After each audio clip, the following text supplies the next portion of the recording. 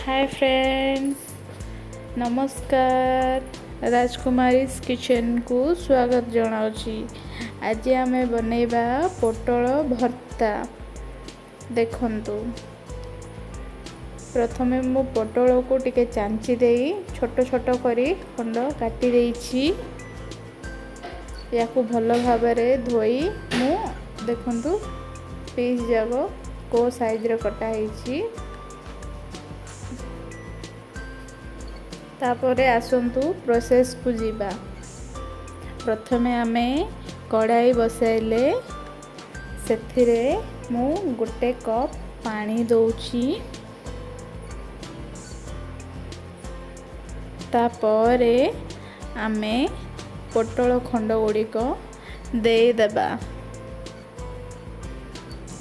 ये भल भाबरे टिके गोलाई जेमिति फ्राए हैला परी हे जीवो सेतल पर्यंत आमे याकू घोड़ाइबा।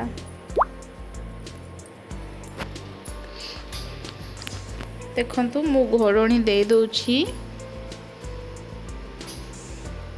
मझे मझे टिके काढ़ी की देखिबा।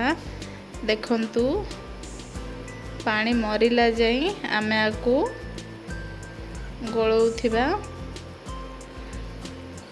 भल भाबरे सिजाइबा।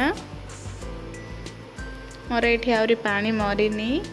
मु आको आउ थरे घोड़े दउछि। देखंतु मु घोड़णी काढली। देखंतु भल भाबरे पोटलर पूरा पानी मरी जाइछि। देखंतु ड्राई हेई सारलानी। देखि पारथे कड़ाई मध्ये टिके टिके लागिबार आसुछि। एबे आमे याकू बाहर करी टिके ठंडा करिबा।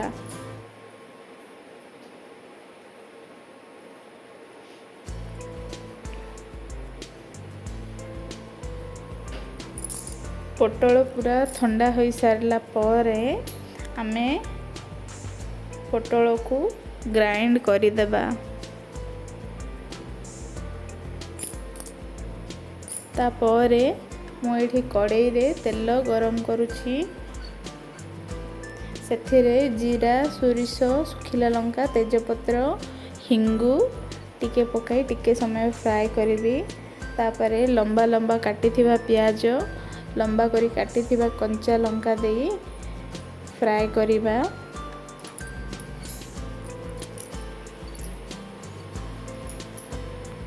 आपण केते प्रकार भर्ता खाइथिबे, एई प्रकार भर्ता थरे खाई देखंतु। देखंतु मोर पोटलर पेस्टडा दे दउछि। भल भाबरे भाजीबा जेमिति एथिरो मध्य पानी मरि जिवो। एई रेसिपीटा राइस संगे बहुत भल लागि थाए। जदि मोर एई रेसिपी भल लागे तबे लाइक शेयर सब्सक्राइब करंतु। देखंतु मु एठी लंका सुखिला लंका टिके गुंड करी देइथिली। आउ हमरो लूण देई अल्प समय पई मु भाजुची। देखंतु पानी मध्य मरी गला। देखंतु सर्व करिवा। मोर जदि एई रेसिपी भल लागे तबे लाइक शेयर सब्सक्राइब करंतु। धन्यवाद। जय जगन्नाथ।